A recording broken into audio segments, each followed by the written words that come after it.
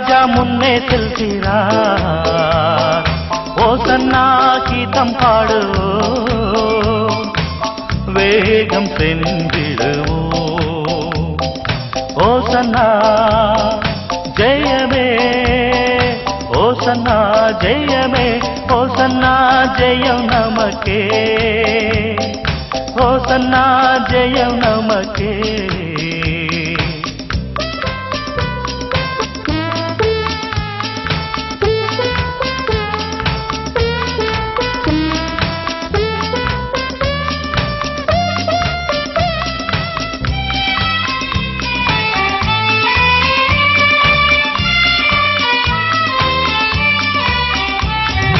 அல்லேலூயா துதி மகிமை என்றும், அல்லேலூயா துதி மகிமை,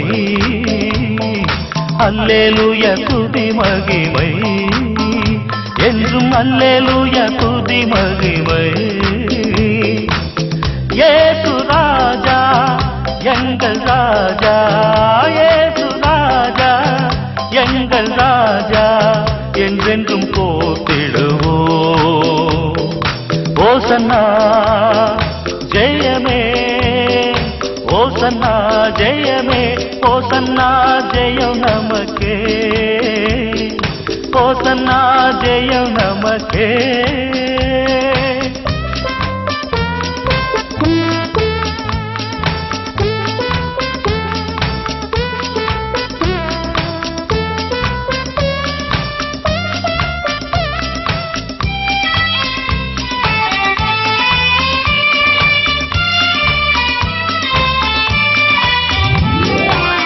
துன்பங்கள் சூழ்ந்து வந்தாலும், தொல்லை கஷ்டங்கள் தேடி வந்தாலும், துன்பங்கள் சூழ்ந்து வந்தாலும், தொல்லை கஷ்டங்கள் தேடி வந்தாலும், பயமும் இல்லை கலக்கமில்லை, பயமும் இல்லை கலக்கமில்லை, கர்த்தர் நம்முடனே. ஓசன்னா ஜெயமே, ஓசன்னா ஜெயமே, ஓசன்னா ஜெயம் நமக்கே, ஓசன்னா ஜெயம் நமக்கே. இயேசு ராஜா முன்னே செல்கிறார். ஓசன்னா கீதம் பாடுவோம், வேகம் சென்றிடுவோம். ஓசன்னா ஜெயமே, ஓசன்னா ஜெயமே, ஓசன்னா ஜெயம் நமக்கே, ஓசன்னா ஜெயம் நமக்கே, ஓசன்னா ஜெயம் நமக்கே, ஓசன்னா ஜெயம் நமக்கே.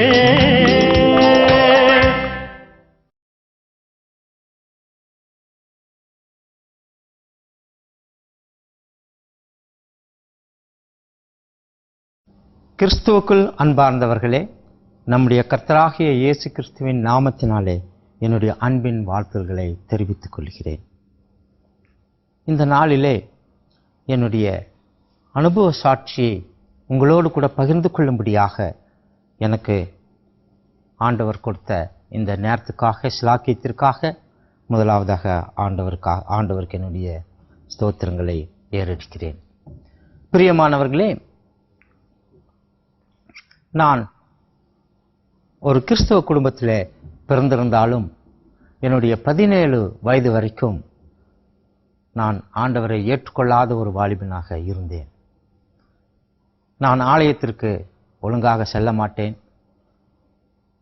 கிறிஸ்மஸ் அன்று மாத்திரம் நன்றாக புதிய ஆடைகளை அணிந்து கொண்டு ஆலயத்திற்கு செல்லுவேன். ஆனால் ஆலய வாசப்படியிலே நின்றுவிட்டு நான் வந்து விடுவேன். இவ்விதமாக இருக்கும்போது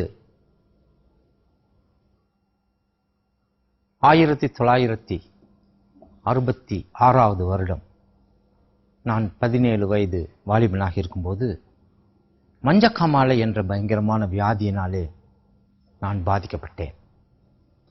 அவ்விதமாக பாதிக்கப்பட்ட அந்த நேரத்தில் அந்த வியாதிக்கு மருந்து கிடையாது. அன்றும் சரியான மருந்து கிடையாது, இன்றும் சரியான மருந்து கிடையாது. சரியாக நான் பாதிக்கப்பட்ட 22 நாட்களிலே நான் மரண படுக்கைக்கு ஆளானேன். கைகால்களை அசைக்க முடியாதவனாக மரண படுக்கையிலே இருந்தேன். அப்போது மிகவும் மோசமான ஒரு நிலைமைக்கு ஆளாகி என்னுடைய கடைசி மூச்சை நான் எதிர்பார்த்து கொண்டிருந்தேன். என்னுடைய வீட்டிலே எல்லாரும் தெரிந்து கொண்டார்கள், இன்னும் சில மணி நேரத்திலே நான் மரித்து போய் விடுவேன் என்று சொல்லி. அவ்விதமான சூழ்நிலையில வீட்டிற்கு வெளியே எனக்காக அந்த சவப்பெட்டி செய்யப்படுகிற அந்த சத்தத்தை என்னால் கேட்க முடிந்தது. சாவுக்கு வரக்கூடியவர்கள் உட்காரும்படியாக பந்தல் போட்டுக்கொண்டிருக்கக்கூடிய சத்தத்தை என்னால் உணர முடிந்தது. என்னுடைய மூச்சு எடுக்கும் நிலைமையும் மிகவும் கஷ்டமாகிக்கொண்டே போனது. அப்போதுதான் நான் ஆண்டவரை நினைத்தேன். ஆண்டவரே, இன்னும் சிறிது நேரத்திலே நான் மரிக்கப் போகிறேன். நான் இத்தனை வருடங்களாக நான் உம்மை நினைக்கவில்லை. நீர் எனக்கு உயிர் பிச்சை கொடுப்பீர் என்றால் ஆண்டவரே, நான் உமக்காக நான் இந்த உலகிலே ஜீவிப்பேன் என்று நான் ஆண்டவரை நோக்கி கண்ணீர் விட்டு நான் மன்றாடி கேட்டேன். பிரியமானவர்களே, அப்போது நான் ஆண்டவரே, நான் செய்த பாவங்களை எல்லாம் எனக்கு மன்னியும் என்று சொல்லி ஆண்டவரிடம் பாவ மன்னிப்பையும் நான் கேட்டேன். பெரிய பாவங்களை என்னுடைய வாழ்க்கையிலே நான் செய்யாவிட்டாலும் பெற்றோர்களுக்கு கீழ்ப்படியாமை, ஆசிரியர்களுக்கு கீழ்ப்படியாமை, கோபப்படுதல் போன்ற பாவங்களை நான் செய்திருந்தபடினாலே அந்த பாவங்களை எல்லாம் எனக்கு மன்னித்து எனக்கு உயிர் பிச்சை கொடுத்து நான் மறுபடியும் இந்த உலகிலே உயிருடன் வாழ எனக்கு கிருபை செய்தால் ஆண்டவரே, நான் உமக்காக ஜீவிப்பேன் என்று சொல்லி நான் கண்ணீர் மல்க ஆண்டவரிடத்திலே மன்றாடி கேட்டேன். பிரியமானவர்களே, என்ன நடந்தது தெரியுமா? ஒரு எலக்ட்ரிக் ஷாக் அடித்தது போல என் உச்சந்தலையிலிருந்து உள்ளங்கால் வரைக்கும் ஒரே வினாடியிலே ஒரு நிலை ஏற்பட்டது. அந்த ஒரே வினாடி நேரத்தில் என்னுடைய பலவீனங்கள் எல்லாம் போய் ஒரு புதிய சக்தி என்னிலே உருவாகி நான் மானை போல துள்ளை குதித்து நான் என்னுடைய அறையிலிருந்து வெளியே வந்தேன். என்னுடைய வீட்டில் இருந்தவர்கள் எல்லாம் மிகுந்த ஆச்சரியப்பட்டார்கள். உனக்கு என்ன நடந்தது? நீ மரித்து போய் விடுவாய் என்றல்லவா நாங்கள் நினைத்திருந்தோம். நீ விதமாக நன்றாக வருகிறாயே என்று சொல்லி மிகுந்த ஆச்சரியப்பட்டார்கள். ஆண்டவரை துதித்தார்கள், ஸ்தோத்தரித்தார்கள். பிரியமானவர்களே, அந்த நாளிலிருந்து இந்த நாள் வரைக்கும் ஆண்டவர் எனக்கு சுகம் பலன் கொடுத்து என்னை நடத்தி வருகிறார். பிரியமானவர்களே, நான் அவ்விதமாக ஆண்டவர் எனக்கு சுகத்தை கொடுத்த பிறகு நான் ஆண்டவருக்காக ஊழியம் செய்யும்படியாக நான் ஒப்பு கொடுத்தேன். அவ்விதமாக ஒப்பு கொடுத்து ஆண்டவருடைய ஊழியத்துக்காக நான் காத்திருந்தேன். அவ்விதமாக காத்திருக்கும் போது வேதாகம கல்லூரிக்கு நான் விண்ணப்பித்து விட்டு காத்திருந்தேன். ஒரு நாள் காலையிலே ஆகாய் புஸ்தகம் 2ஆம் அதிகாரம் 23ஆம் வசனத்தின் மூலமாக ஆண்டவர் என்னோடு பேசினார். நான் உன்னை தெரிந்து கொண்டேன், நான் உன்னை தெரிந்து கொண்டேன் என்ற வசனம் என் உள்ளத்திலே ஆண்டவர் தத்ரூபமாக பேசுவது போல இருந்தது. சற்று நேரம் கழித்து மறுபடியுமாக ஏசாயா தீர்க்கதரிசன புஸ்தகம் 40ஆம் அதிகாரம் 31வது வசனத்தின் மூலமாக கர்த்தருக்கு காத்திருப்பவர்களோ புது பலன் அடைந்து கழுகுகளைப் போல செட்டைகளை அடித்து எழும்புவார்கள். அவர்கள் ஓடினாலும் இளைப்படையார்கள், நடந்தாலும் சோர்ந்து போகார்கள் என்ற வசனத்தின் மூலமாக ஆண்டவர் என்னோடு தத்ரூபமாக பேசினார். கர்த்தருக்கு காத்திருப்பவர்களோ புது பலன் அடைந்து கழுகுகளைப் போல செட்டைகளை அடித்து எழும்புவார்கள். அவர்கள் ஓடினாலும் இளைப்படையார்கள், நடந்தாலும் சோர்ந்து போகார்கள் என்ற வசனத்தின் பிரகாரமாக ஆண்டவர் பேசினார். அவ்விதமாக இந்த வசனத்தின் மூலமாக பேசி சில நிமிடங்களிலேயே வேதாகம கல்லூரிக்கு வரும்படியாக எனக்கு அழைப்பு வந்தது. நான் உடனே வேதாகம கல்லூரியிலே போய் பயின்று ஆண்டவருடைய ஊழியத்தை செய்ய ஆரம்பித்தேன். பிரியமானவர்களே, ஆண்டவருக்காக சாட்சி கொடுத்தேன், ஆண்டவருக்காக பிரசங்கித்தேன், ஆண்டவருக்காக கடினமாக உழைத்தேன். தமிழ்நாடு முழுவதும் உழைத்தேன், இந்தியா முழுவதும் உழைத்தேன். உலகம் முழுவதும் போவதற்கு ஆண்டவர் வாய்ப்பு கொடுத்தார். உலகமெல்லாம் போய் நான் ஊழியம் செய்தேன். பிரியமானவர்களே, எத்தனையோ தேசங்களிலே மிக பயங்கரமான குளிர், பனிக்கட்டியின் மேலே நடக்கக்கூடிய நேரம், பயங்கரமான குளிரிலே நடக்கக்கூடிய நேரம், சில தேசங்களிலே பயங்கரமான வெயிலிலே நடக்கக்கூடிய நேரம். ஆனாலும் ஆண்டவருக்காக நான் அப்படிப்பட்ட சூழ்நிலையிலே ஊழியம் செய்தேன். பிரியமானவர்களே, ஆனால் எனக்கு இப்படிப்பட்ட குளிரிலே பனியிலே நடந்தாலும் பயங்கரமான வெயிலிலே நடந்தாலும் எனக்கு எந்த வியாதி வராதபடிக்கு ஆண்டவர் என்னை காத்து கொண்டார். இப்போது எனக்கு 62 வயதாகிறது. இந்த நாள் வரைக்கும் நான் பிறந்தது முதல் ஒருமுறை கூட மருத்துவமனைக்கு சென்று, எந்த ஹாஸ்பிட்டலுக்கும் சென்று நான் வியாதி என்று படுத்ததில்லை. பிரியமானவர்களே, பல முறை உலகம் முழுவதும் நான் சுற்றி வந்திருக்கிறேன், பல சூழ்நிலைகளிலே சுற்றி வந்திருக்கிறேன். ஆனாலும் வியாதி எந்த ஹாஸ்பிட்டலுக்கும் நான் சென்றது கிடையாது. அதே போல என்னுடைய மனைவிக்கு 57 வருடம் ஆகிறது. ஒரு முறை கூட ஆஸ்பத்திரி சென்றது கிடையாது. என்னுடைய குழந்தைகள் எல்லாருக்கும் 25, 26, 28, 30 என்பதாக 4 குழந்தைகள்.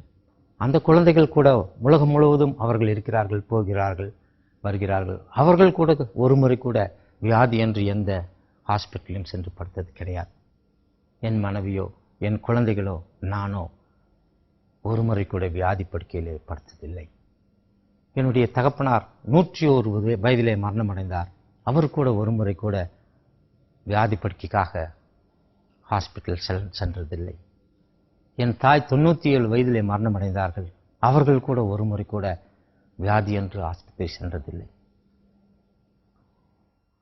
காரணம், வியாதி வந்தால்தானே ஆஸ்பத்திரி செல்வதற்கு, வியாதி வந்தால்தானே மருத்துவமனை நாம் செல்வதற்கு. வியாதியே வராதபடிக்கு ஆண்டவர் காத்துக்கொண்டார். பிரியமானவர்களே, வாதை உன் கூடாரத்தை அணுகாது என்று சொன்னார். ஆண்டவரை நாம் உண்மையாக விசுவாசிக்கும் போது வாதை நம்முடைய கூடாரத்தை அணுகாது.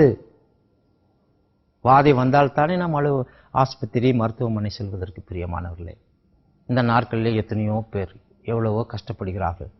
நாம் சில ஹாஸ்பிட்டலுக்கு சென்று வியாதியஸ்தர்களுக்கு ஜெபம் செய்ய செல்லும்போது அங்கு பார்க்கும்போது எத்தனையோ விதமான வியாதிகளை மக்கள் கஷ்டப்பட்டு கண்ணீர் விட்டு கொண்டிருக்கிறார்கள். அப்படி இருக்கும்போது எனக்கு ஆண்டவர் இம்மட்டுமாக சுகத்தையும் பலத்தையும் கொடுத்து ஆண்டவர் நடத்தி வருகிறார். பிரியமானவர்களே, இவ்விதமாக ஆண்டவருடைய கிருபை என்னுடைய வாழ்க்கையை இம்மட்டுமாக நடத்தி வந்தது. சில சமயங்களிலே ஊழியத்தின் நிமித்தமாக வெளியே பல இடங்களுக்கு செல்லும்போது எல்லா நேரமும் எதிர்ப்பில்லாத ஒரு நேரமாக இருக்காது. பல சமயங்களிலே பல இன்னல்களுக்குள்ளாக வேண்டிய சூழ்நிலைகள் வரும். ஆண்டவர் ஒரு பெரிய வாக்கியம் கொடுத்திருக்கிறார். நான் உனக்கு கட்டளையிடவில்லையா? பலம் கொண்டு திடமனதாயிரு, திகையாதே, கலங்காதே. நீ போகுமிடமெல்லாம் உன் தேவனாகிய கர்த்தர் உன்னோடே கூட இருக்கிறார். ஆகவே பிரியமானவர்களே, நாம் ஊழிய நிமித்தமாக பல இடங்களுக்கு செல்லும்போது பல பிரச்சனைகள் வரும்போது ஆண்டவர் நம்மை பார்த்து என்ன சொல்கிறார்? திகையாதே, கலங்காதே, உன் தேவனாகிய கர்த்தர் உன்னோடே கூட இருக்கிறார்.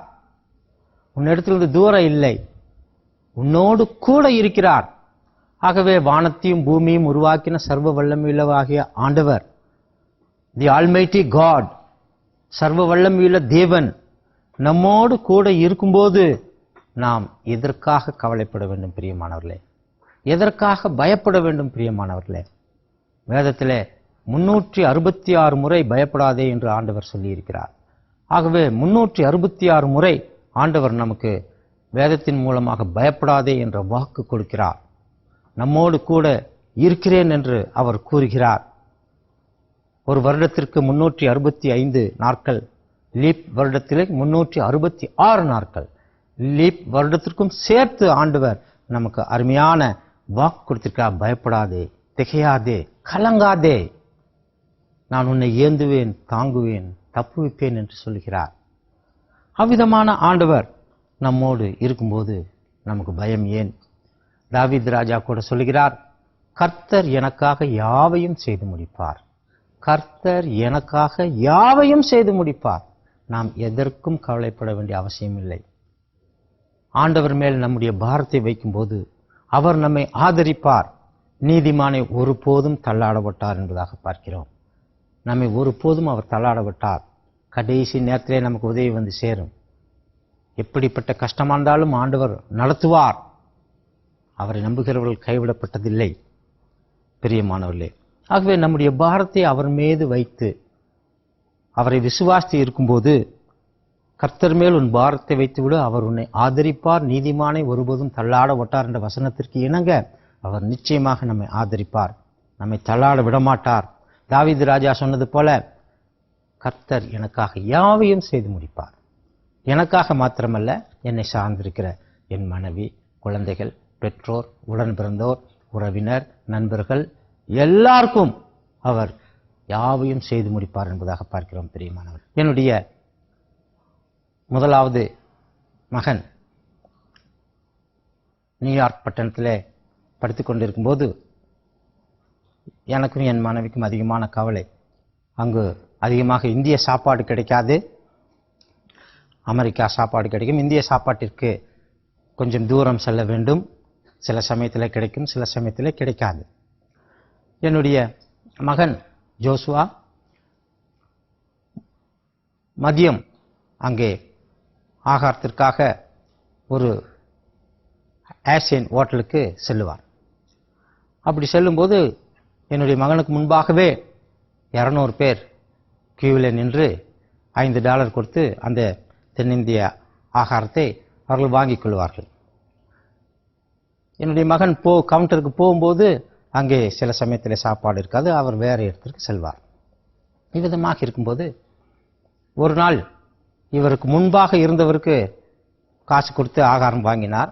இவர் போகும்போது அங்கே ஆகாரம் தீர்ந்து விட்டது. அதற்கு முன்பாகவே 200 பேருக்கு அந்த ஆகாரம் தயாரிப்பார்களாம். 200 பேரும் வாங்கி சென்று விட்டார்கள். ஆகவே சரியாக நான் வந்தேன், ஆகாரம் தீர்ந்து விட்டது, சரி வேறு ஹோட்டலுக்கு செல்லலாம் என்று நினைத்து திரும்பிய போது ஒரு சத்தம் கேட்டதாம். இவர் திரும்பி பார்த்தார். திரும்பி பார்த்தபோது அந்த ஹோட்டலை நடத்தும் அந்த அம்மா என்ன சொன்னார்கள் தெரியுமா? தம்பி, நீ திரும்பி போக வேண்டாம், நான் வைத்திருக்கக்கூடிய ஆகாரத்தை உனக்கு தருகிறேன் என்று சொல்லி அவர்கள் கீழே இருந்து ஆகாரத்தை எடுத்து என்னுடைய மகனுக்கு கொடுத்தார்களாம். அவர் என்னுடைய மகன் காசு கொடுத்த போது வேண்டாம் என்று சொன்னார்களாம். இல்லை இல்லை பரவாயில்லை, நீங்கள் வைத்துக் கொள்ளுங்கள் என்று சொல்லிட்டு என்னுடைய சன் அன்றைய தினம் அந்த ஆகாரத்தை சாப்பிட்டாராம். மற்றவர்களுக்கு கொடுத்ததை விட அதிகமாக ஆகாரங்கள் அதில் இருந்ததாம். அடுத்த நாள் என்னுடைய சன் போகும்போதும் இவருக்கு முன்பாக 10 பேர் இருக்கும்போதே எல்லா ஆகாரங்களும் தீர்ந்து விட்டதாம். ஆகவே வேறு வழி என்று திரும்பினாராம் வேறு ஹோட்டலுக்கு போக. அப்போ அந்த அம்மா மறுபடியும் கூப்பிட்டார்களாம். உடனே எப்படியும் நமக்கு ஆகாரம் கொடுத்து விடுவார்கள் என்ற நம்பிக்கையோடு என்னுடைய சன் அங்கு சென்றார். அப்போது அந்த அம்மா சொன்னார்களாம், தம்பி, நேற்று நான் எனக்கு வைத்திருந்த ஆகாரத்தை நான் உனக்கு கொடுத்தேன், ஆனால் இன்று அப்படி இல்லை, உனக்காக தனியாக நான் எடுத்து வைத்திருக்கிறேன் என்று சொல்லி அந்த ஆகாரத்தை கொடுத்தார்களாம். என்னுடைய மகனுக்கு ஒரே ஆச்சரியம். ஆண்டவர் நம்முடைய ஜெபத்தை கேட்கிறார். ஆண்டவர் அன்றன்றைக்கு வேண்டிய ஆகாரத்தை தவறாது தருவேன் என்று சொன்ன தேவன் மற்றவர்களுக்கு கிடைக்கிறதோ இல்லையோ எனக்கு தவறாது கொடுக்கிறாரே என்று சொல்லி ஸ்தோத்திரத்தோடு கூட அந்த ஆகாரத்தை வாங்கி கொண்டார். சரி, அதற்கு அடுத்த நாள் போனார். அதே போல மறுபடியும் எல்லாருக்கும் ஆகாரம் கிடைக்கவில்லை. என் சன்னும் தயங்கி நின்று கொண்டிருந்தார். அப்போது அந்த அம்மா மறுபடியும் கூப்பிட்டார்கள். கூப்பிட்டு என்னுடைய சன்னுடைய பெயரை சொல்லி, நீ லேட்டாக கூட வா, நான் உனக்காக நான் எடுத்து வைத்திருப்பேன் ஆகாரம் என்று சொன்னார்கள். அதற்கு அடுத்த நாளிலிருந்து என்னுடைய சன் மெதுவாக சென்று என் சன்னுக்காக விசேஷ விதமாக வைக்கப்பட்டிருந்த அந்த ஆகாரத்தை எடுத்து அவர் சாப்பிட்டு விட்டு அந்த ஒரு வருடம் முழுவதும் கழித்தார். இதை அடிக்கடி ஃபோனிலே எனக்கு சொல்லுவார். நாங்கள் ஆண்டவரை மகிமைப்படுத்தினோம். காரணம், மகனை குறித்து கவலையாக இருக்கும்போது ஆண்டவர் இவ்விதமாக பாதுகாத்துக் கொள்கிறாரே என்று சொல்லி ஆண்டவரை நாங்கள் ஸ்தோத்தரித்தோம். இவ்விதமாக இருக்கும்போது அந்த படிப்பு முடிந்தது. என்னுடைய சன் அந்த அம்மாவிடம் சொன்னார், அம்மா நாளைய தினத்திலும் நான் இங்கு வரமாட்டேன் என்று. ஐயோ ஏன் என்று கேட்டார். அதற்கு என்னுடைய மகன் சொன்னார், நான் படிப்பு முடிந்து விட்டது, ஆகவே நான் வேறு இடத்திற்கு செல்லுகிறேன், இங்கு வரமாட்டேன் என்று சொன்னாராம். அப்போது அந்த அம்மாவிற்கு மிகுந்த கவலையாகிவிட்டதாம். கண்களிலிருந்து கண்ணீர் வர ஆரம்பித்து விட்டதாம். அப்போது அந்த அம்மா சொன்னார்களாம், ஜோசுவா, நான் இந்த தேசத்திற்கு வந்து ஆகாரம் செய்யும் இந்த தொழிலை நான் ஆரம்பித்தேன். ஆனால் எனக்கு ஒரே ஒரு மகன் உண்டு. அவன் என்னுடைய சொந்த தேசத்தில் இருக்கிறான். எனக்கு மாத்திரம் விசா கிடைத்தது, அவனுக்கு விசா கிடைக்கவில்லை. ஆகவே பல வருடங்களாக என்னுடைய ஒரே மகனுடைய முகத்தை நான் காணவில்லை. ஆனால் என்னுடைய மகன் உன்னைப் போலவே இருப்பான். உன்னை பார்த்தால் என் மகனை பார்க்க அவசியமே இல்லை. அதே முகம், அதே குரல். ஆகவே உன்னை பார்க்கும் போதெல்லாம் தினமும் என் மகனை பார்த்தது போல நான் ஒரு திருப்தி அடைந்தேன். நீ நாளையிலிருந்து போய்விட்டால் நான் எப்படி என் மகனை பார்ப்பது போல உன்னை நான் பார்ப்பேன். உன் முகத்தை பார்க்காவிட்டால் என் மகனின் முகத்தை பார்த்தது போல் இருக்காது என்று சொல்லி அழுதார்கள். அப்போதுதான் என்னுடைய மகனுக்கு தெரிந்ததாம், அந்த அம்மா உடைய மகனை நினைத்து என்னை அன்பாக நேசித்து ஆகாரம் கொடுத்தார்கள் என்று என் மகன் அப்போதுதான் நினைத்தாராம். அதை உடனே எங்களுக்கு டெலிஃபோனில் என்னுடைய மகன் சொன்னபோது நான் ஒரு வசனத்தை நினைவு கூர்ந்தேன். தாவீது ராஜா சொல்லுகிறார், நான் இளைஞனாய் இருந்தேன், முதிர் வயது உள்ளவனும் ஆனேன், ஆனாலும் நீதிமானின் பிள்ளைகள் அப்பத்துக்காக இருந்து கெஞ்சுகிறதை நான் காணவில்லை என்று சொன்னான். தாவீது ராஜா சொன்னார், வேதாகமத்திலே சொல்லப்பட்டிருக்கிறது, நான் இளைஞனாய் இருந்தேன், முதிர் வயதுள்ளவனும் ஆனேன், ஆனாலும் நீதிமானின் பிள்ளைகள் அப்பத்துக்காக இருந்து கெஞ்சுகிறதை நான் காணவில்லை என்று தாவீது ராஜா சொன்னான். பிரியமானவர்களே, தூரத்தில் படித்துக் கொண்டிருக்கக்கூடிய உங்களுடைய குழந்தைகளை குறித்து நீங்கள் கவலைப்படுகிறீர்களா? கவலைப்பட வேண்டாம். ஒருவனை அவன் தாய் மறந்தாலும் நான் மறப்பதில்லை என்று ஆண்டவர் சொல்லி இருக்கிறார். பிரியமானவர்களே, ஆண்டவர் பார்த்துக் கொள்வார். உங்களுடைய குழந்தைகளை ஆண்டவர் பார்த்துக் கொள்வார். எலியாவுக்கு காகத்தை கொண்டு போஷித்த தேவன் உங்களுடைய குழந்தைகளை ஒவ்வொரு நிமிடமும் போஷிக்க ஆண்டவர் வல்லவராய் இருக்கிறார். கர்த்தருடைய கண்கள் உங்களுடைய குழந்தைகள் மேல் வைக்கப்பட்டிருக்கிறது. கவலைப்பட வேண்டாம். பிரியமானவர்களே, என்னுடைய அனுபவத்திலிருந்து நான் சொல்லுகிறேன். நான் எத்தனையோ குழந்தைகளுக்கு ஃபீஸ் கட்டியிருக்கேன். ஏழை குழந்தைகளுக்கு ஃபீஸ் கட்டியிருக்கிறேன். காலேஜ் ஸ்கூலில் இடம் வாங்கி கொடுத்திருக்கிறேன். ஆனால் என்னுடைய 4 குழந்தைகளுக்கும் நான் எந்த முயற்சியும் எடுக்கவில்லை. ஆண்டவராகவே பார்த்து அவர்களுக்கு நல்ல படிப்பை கொடுத்தார். அவர்கள் நன்றாக படித்து முடித்து நல்ல உத்தியோகங்களில் இருக்கக்கூடிய ஒரு நிலைமையும் ஆண்டவர் கொடுத்து ஆசீர்வதித்தார். பிரியமானவர்களே, இவ்விதமாக உங்களுடைய குழந்தைகளை குறித்து கவலைப்பட வேண்டாம். தேவன் உண்மையுள்ளவர். அவர் நிச்சயம் முடிவு பரியந்தம் நடத்துவார். முடிவு பரியந்தம் கூட இருக்கிறேன் என்று சொன்ன தேவன் முடிவு பரியந்தம் நடத்துவார். பிரியமானவர்களே, அதோடு மாத்திரமல்ல, உங்களுடைய குழந்தைகளை குறித்து உங்களுக்கு பயமா? அவர்கள் எங்காவது ஆபத்திலே விபத்திலே மாட்டிக்கொள்வார்கள் என்று கவலையா? தூர தேசத்திலே இருக்கக்கூடிய குழந்தைகள், தூர தேசத்திலே வேலை செய்யக்கூடிய குழந்தைகள், திருமணம் செய்து கொடுத்த குழந்தைகள், அவர்களை குறித்து கவலையா? ஏதாவது ஆபத்து வருமோ விபத்து வருமோ என்று கவலையா? வேண்டவே வேண்டாம். ஆண்டவருக்கு திட்டமாக நமக்கு வாக்கு கொடுத்திருக்கிறார். எனக்கு அடைக்கலமாயிருக்கிற உன்னதமான கர்த்தரை உனக்கு தாபாரமாக கொண்டாய், 91ஆம் சங்கீதத்திலே. ஆகையால் பொல்லாப்பு உனக்கு நேரிடாது, 10வது வசனம், 91ஆம் சங்கீதம் 10வது வசனம். ஆகையால் பொல்லாப்பு உனக்கு நேரிடாது, வாதை உன் கூடாரத்தை அணுகாது, உன் வழிகளிலெல்லாம் உன்னை காக்கும்படிக்கு உனக்காக தம்முடைய தூதர்களுக்கு கட்டளையிடுவார். உன் வழிகளிலெல்லாம் உன்னை தாங்கும்படிக்கு உனக்காக தம்முடைய தூதர்களுக்கு கட்டளையிடுவார். ஆண்டவருடைய தூதர்கள் எல்லா இடத்திலும் ஒவ்வொரு மணி நேரமும் ஒவ்வொரு வினாடியும் நம்மை கவனித்துக் கொண்டிருக்கிறார்கள். உன் பாதம் கல்லில் இடராதபடிக்கு அவர்கள் உன்னை தங்கள் கைகளில் ஏந்தி கொள்வார்கள். நம்முடைய பாதம் இடராதபடிக்கு தேவ தூதர்கள் ஏந்தி கொள்வார்கள். நம்முடைய குழந்தைகளுக்கும் கொடுத்தான். ஆகவே பிரியமானவர்களே, நாம் எதற்கும் கவலைப்பட வேண்டிய அவசியம் இல்லை. ஆண்டவருடைய தூதர்கள் நம்மை காத்துக் கொள்வார். 84ஆம் வருடம் என்று நினைக்கிறேன், கோயம்புத்தூருக்கு சென்றிருந்தேன். நான் திரும்பி வர வேண்டும். அப்போது நான் அங்கு சென்று டிக்கெட் கேட்டபோது ஆர்டினரி டிக்கெட் தான் இருக்கிறது, ரிசர்வேஷன் இல்லை என்று சொன்னார். ஆர்டினரி டிக்கெட்டில் பிரயாணம் செல்ல முடியாது, ஏனென்றால் அதிகமான கூட்டம். ஆகவே நான் என்ன செய்தேன், ஆர்டினரி டிக்கெட் வாங்கிக்கொண்டு ரிசர்வேஷன் கம்பார்ட்மெண்ட்டில் ஏறினேன். அங்கு டிடிஆரிடம் நாம் பணம் கொடுத்து ரிசர்வேஷன் டிக்கெட்டாக மாற்றிக்கொள்ளலாம் என்று சொல்லி. ஆனால் நான் ஏறின போது எனக்கு முன்னே 13 பேர் ஏறினார்கள். நான் கடைசியாக போய் நின்று கொண்டேன். அப்போது டிடிஆர் உள்ளே வந்தார். ட்ரெயின் மெதுவாக மூவ் ஆக ஆரம்பித்து விட்டது. அவர் நேராக என்னிடத்தில் வந்தார். என்னிடத்தில் வந்து ரிசர்வேஷன் டிக்கெட் எங்கே என்று அவர் கேட்டார். அதற்கு நான் சொன்னேன்,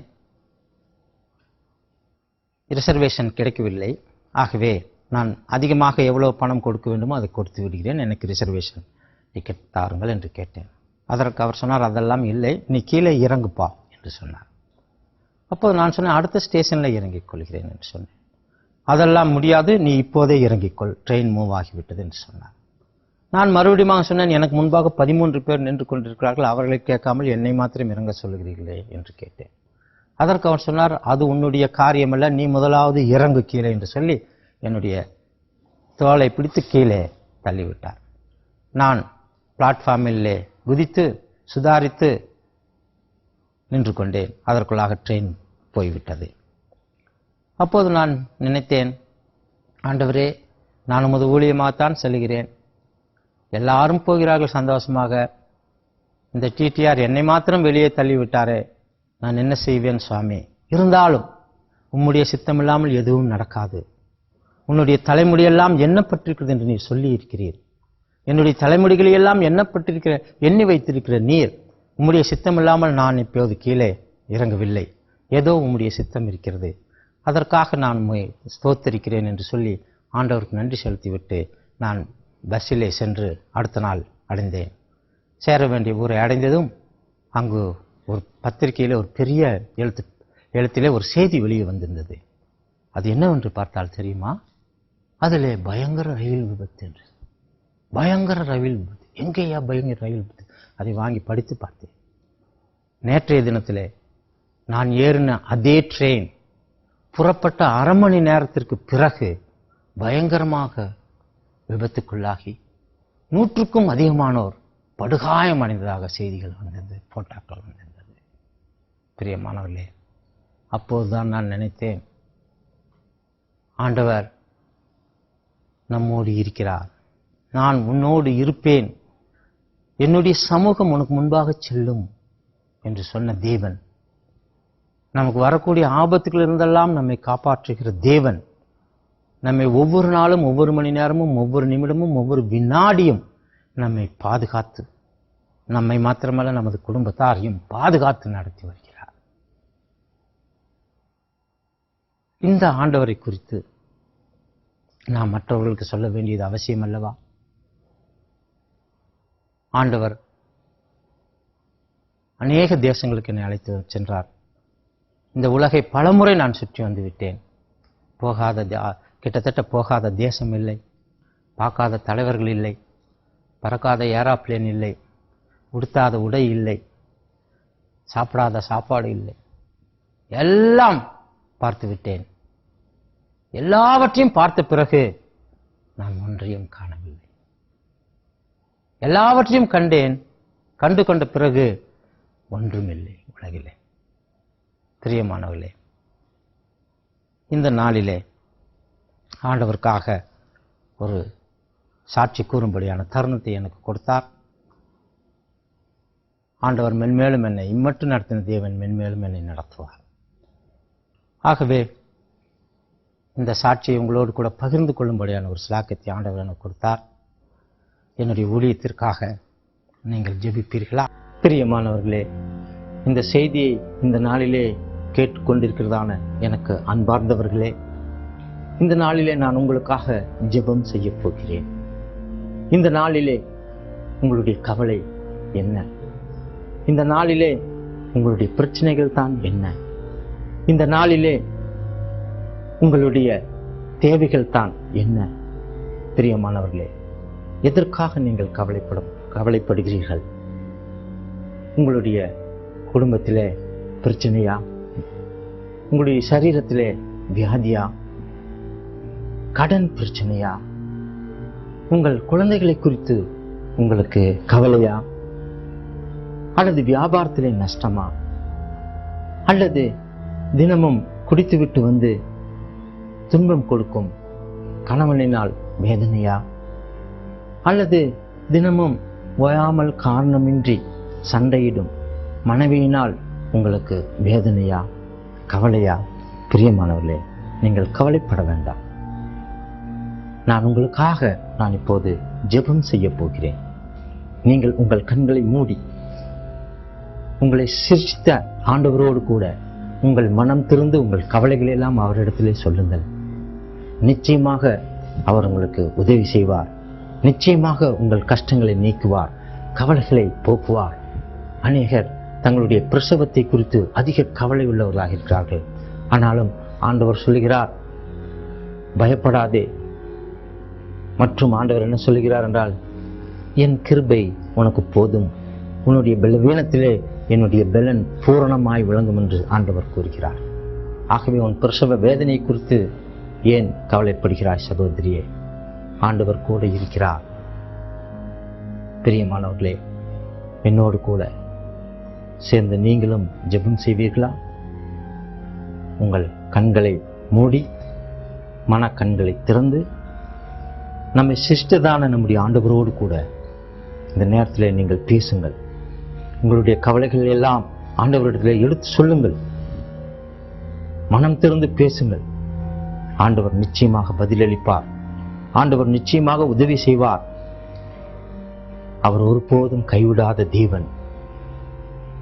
என்னை இத்தனை வருடங்களாக நடத்தின ஆண்டவர் என்னை ஒரு நாளும் கைவிட்டதில்லை. சில சமயங்களிலே தாமதமாக உதவி வந்தாலும் தவறாமல் நமக்கு உதவி வந்து சேரும். பிரியமானவர்களே, நீங்கள் கவலைப்பட வேண்டாம். இந்த நேரத்திலே பேசுங்கள். இந்த நேரத்திலே பேசுங்கள். உங்களை சிருஷ்டித்த ஆண்டவரோடு கூட நீங்கள் பேசுங்கள். ஜெபம் செய்யுங்கள். ஆண்டவர் உங்களை ஆசீர்வதிப்பார். கிருபையுள்ள தகப்பனே, எங்களுடைய பரமபிதாவே, இந்த நேரத்துக்காக நாளுக்காக நாங்கள் உம்மை ஸ்தோத்திரிக்கிறோம், உம்மை துதிக்கிறோம், உம்மை மகிமைப்படுத்துகிறோம். ஆண்டவரே, இந்த செய்தியை கேட்டுக்கொண்டிருக்கிறதான ஒவ்வொருவரோடும் ஆண்டவரே நீர் பேசும். இந்த நேரத்திலே உம்மை நோக்கி ஏறெடுக்கிறதான மன்றாட்டுகளை ஏறெடுக்கிறதான ஒவ்வொருவரோடும் நீர் பேசும். அவர்களுடைய தேவைகளை சந்தியும், அவர்களுடைய கவலைகளை போக்கும், அவர்களுடைய கண்ணீரை துடையும். ஆண்டவரே, அவர்களுக்கு கடன் பிரச்சனையா அல்லது வியாதியா, குழந்தைகளை குறித்து வேதனையா, அவர்களுடைய திருமணத்திலே பிரச்சனையா, அவர்களுடைய குழந்தைகளுடைய திருமணத்திலே பிரச்சனையா, அல்லது வியாபாரத்திலே நஷ்டமா ஆண்டவரே, அல்லது மேலதிகாரிகளின் கொடுமையா ஆண்டவரே, அல்லது குடிகார கணவனால் அல்லது கோபக்கார கணவனால் வேதனையா, அல்லது சண்டைக்காரியான மனைவியின் மூலம் வேதனையா. பிரியமானவர்களே, ஒவ்வொருவருடைய கவலையும் நீர் அறிந்திருக்கிறீர். இந்த நாளிலே சுவாமி நீர் அவர்களோடு பேசும். அவருடைய தேவைகளை சந்தியும், அவருடைய பிரச்சனைகளை நீக்கி போடும், அவருடைய கவலைகளை, அவருடைய கண்ணீர்களை துடைத்து போடும். சுவாமி, இந்த நேரத்தில் இந்த செய்தியை கேட்டுக்கொண்டிருக்கிறான ஒவ்வொருவரும் உடைய கரத்திலே, உங்களுடைய வல்லமையில கரத்திலே, உங்களுடைய கிருபையின் கரத்திலே, உங்களுடைய காயப்பட்ட கரத்திலே ஒப்புக் கொடுக்கிறேன். ஆண்டவரே, ஆசீர்வதியும், ஒவ்வொருவரையும் ஆசீர்வதியும், ஒவ்வொருவரையும் ஆசீர்வதியும். அவர்கள் விடுதலை கட்டளையிடும், விடுதலை கட்டளையிடும், விடுதலை கட்டளையிடும் ஆண்டவரே. இவை எல்லாவற்றையும் எங்கள் கர்த்தரும் எங்கள் மேற்பருமாகிய இயேசு இரட்சகர் மூலம் வேண்டிக் கொள்கிறேன் ஆண்டவரே. ஆமென்.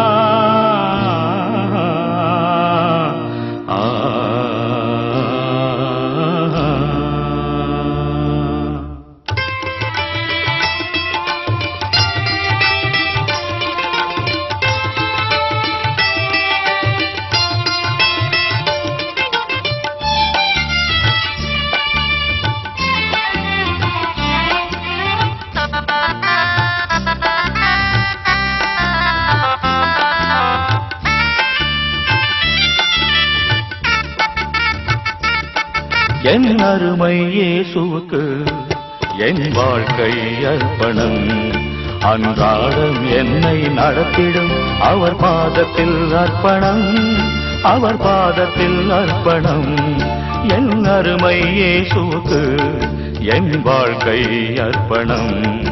அன்றாடம் என்னை நடத்திடும் அவர் பாதத்தில் அர்ப்பணம், அவர் பாதத்தில் அர்ப்பணம்.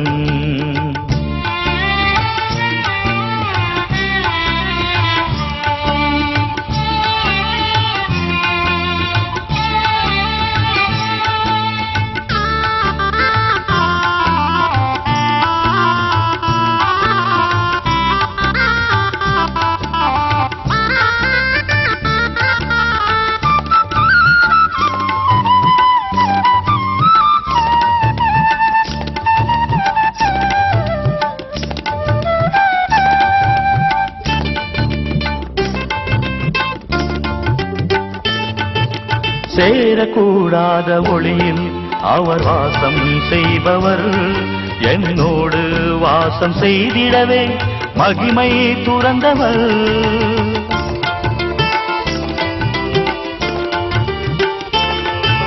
சேரக்கூடாத ஒளியில் அவர் வாசம் செய்பவர், என்னோடு வாசம் செய்திடவே மகிமை துறந்தவர்.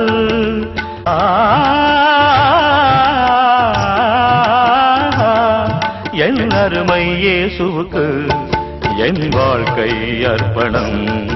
அன்றாடம் என்னை நடத்திடும் அவர் பாதத்தில் அர்ப்பணம், அவர் பாதத்தில் அர்ப்பணம்.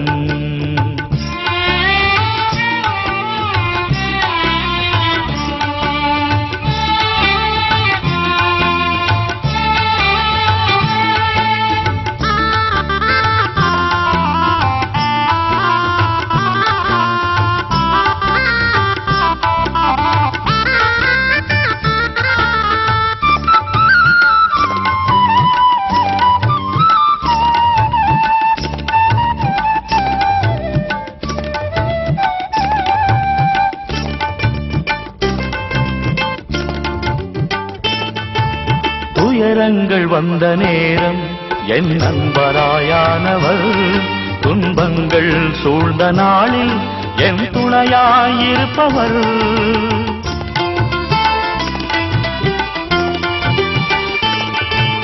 துயரங்கள் வந்த நேரம் என் நண்பராயானவர், துன்பங்கள் சூழ்ந்த நாளில் என் துணையாயிருப்பவர்.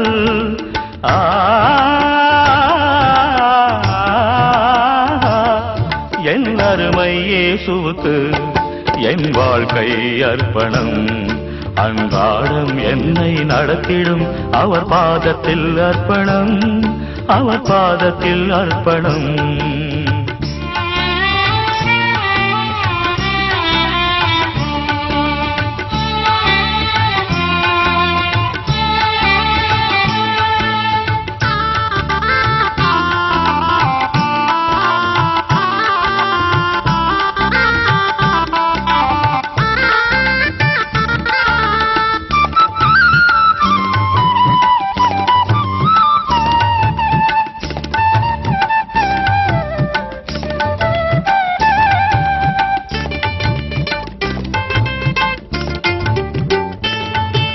கடைசி நாட்கள் வரையில் கண்மணி போல் காப்பவர், காலங்கள் மாறினாலும் என்னோடு இருப்பவர்.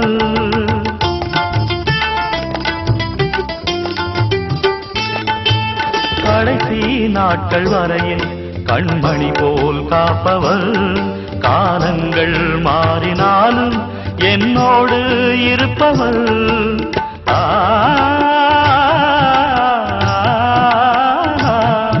என் அருமை இயேசுவுக்கு என் வாழ்க்கை அர்ப்பணம். அன்றாடம் என்னை நடத்திடும் அவர் பாதத்தில் அர்ப்பணம், அவர் பாதத்தில் அர்ப்பணம். என் அருமை இயேசுவுக்கு என் வாழ்க்கை அர்ப்பணம். அன்றாடம் என்னை நடத்திடும் அவர் பாதத்தில் அர்ப்பணம், அவர் பாதத்தில் அர்ப்பணம்.